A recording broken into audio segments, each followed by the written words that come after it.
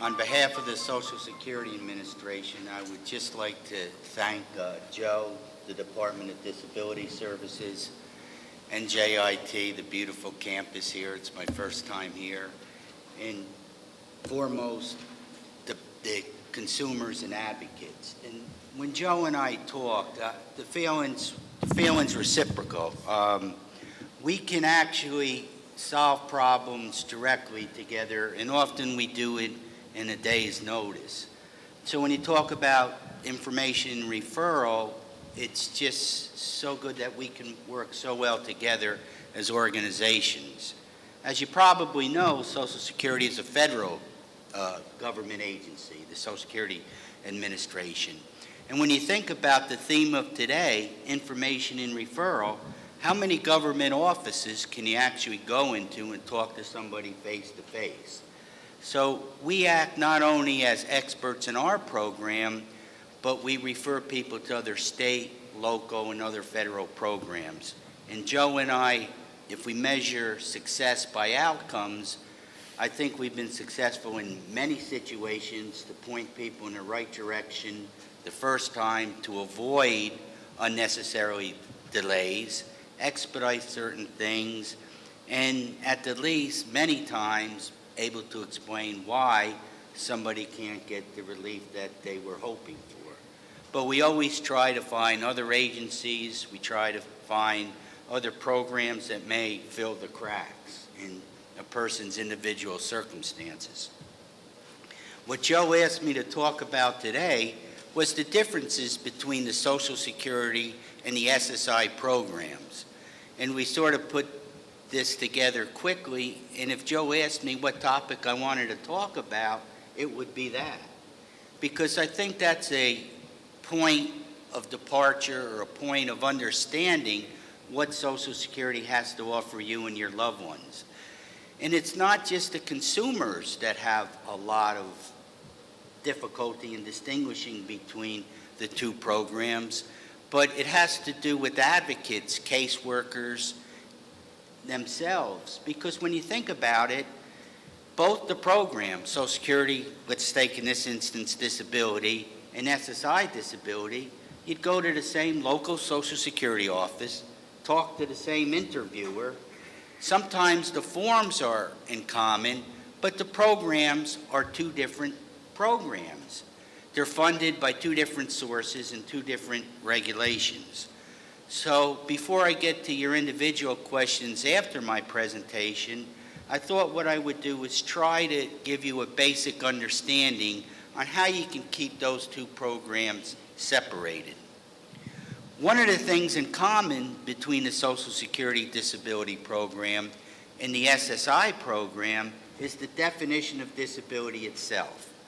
The definition for an adult is that a person has to be so disabled that their disability would keep them from doing any type of substantial work for a period of a year or more. For an adult and for children, which is a different definition, the definitions are common for both programs.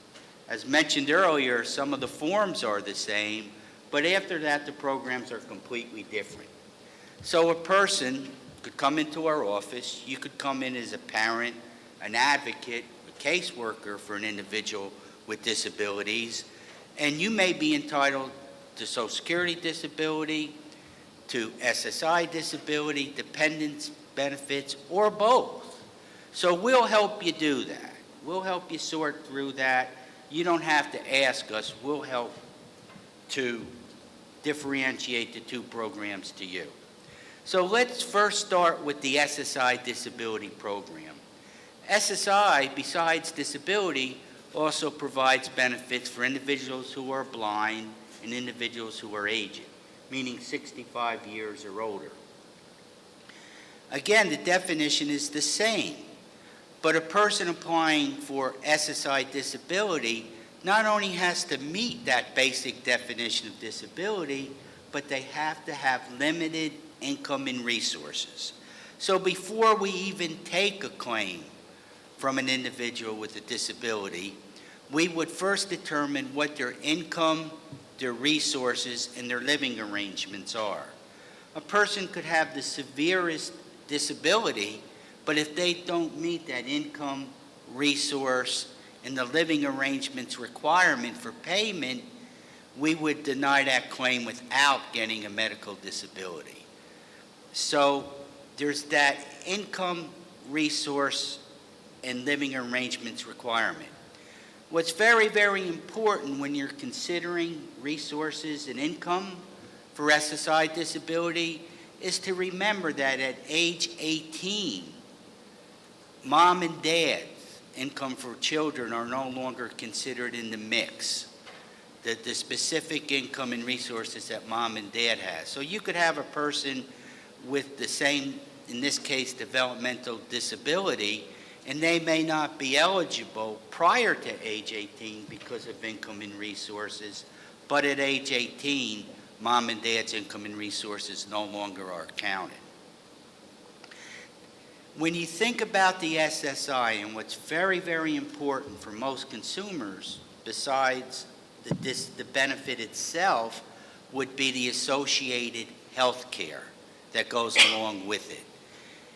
And if a person's eligible for SSI, what comes along with that in almost all cases would be Medicaid benefits.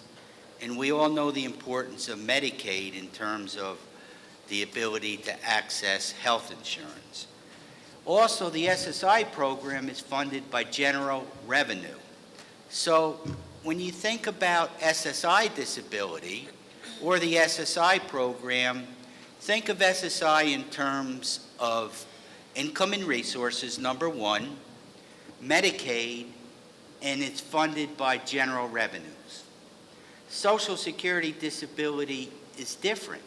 Social Security disability is funded by credits of coverage based upon the taxes that a person pays into it. So if you look at your pay stubs, you see Social Security tax taken out based on the amount of work that you're doing either now or in the past. And in order for somebody to get Social Security disability benefits, they have to have a certain amount of credits based upon their work, and they also have to have a current connection with the workforce, depending upon a person's age. People over 31 basically have to work at least parts of 5 out of the last 10 years, and people under 24 only have to have a minimum of a year and a half of work. So for Social Security disability, the more you pay in, the more you get out. You have to have that current connection with a workforce. As opposed to SSI, that's funded by general revenues, Social Security is funded by the FICA tax or Social Security tax that's taken out of wages. You can also get benefits from Social Security as a dependent or a survivor. If you look at the very basic concept of Social Security, which is one of the few things that haven't changed since it was signed into law 75 years ago, is that Social Security replaces loss of income due to death, disability, or retirement of the worker. So the worker and the dependents of the worker can get Social Security benefits. Children, spouses, disabled individuals. So just keep that in mind. So when you think about Social Security disability, think about it as based on Social Security taxes. The national health program that goes along with Social Security is Medicare, not Medicaid, which is for SSI, and it's not based on income or resources. So what I like to say, it doesn't matter whether you're a Robinson or a Rockefeller.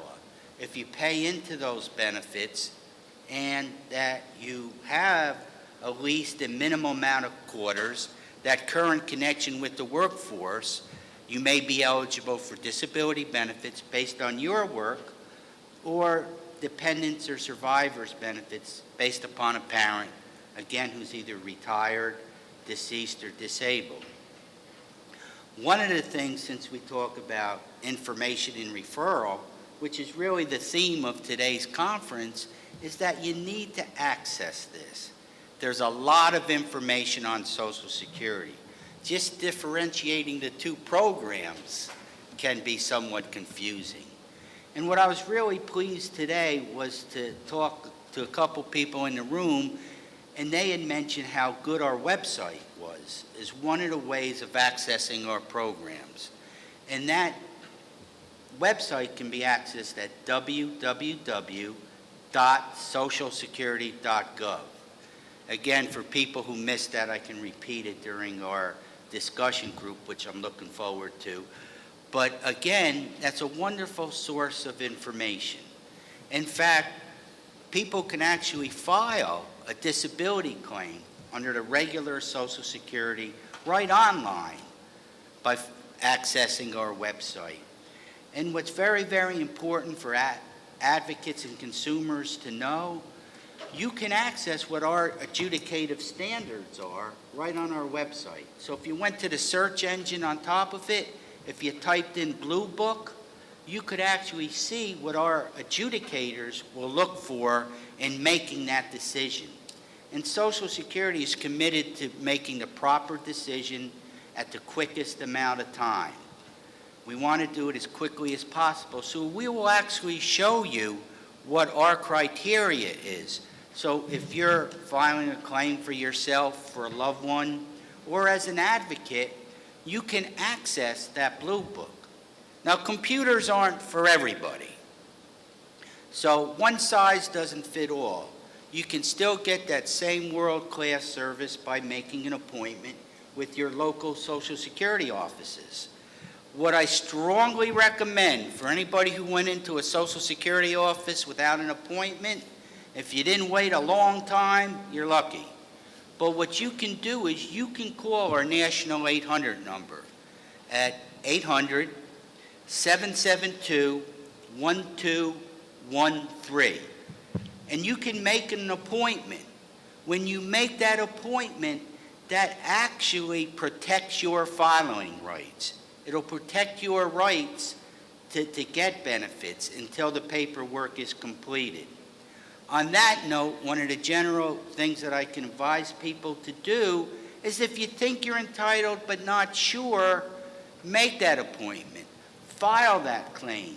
Because if you don't do it and you wait beyond a certain month, retroactivity is very limited, and we don't want you to lose any benefits that you may be entitled to. So I just wanted to give a brief overview of the benefits that you can be entitled to. I look forward to the question and answer period of this.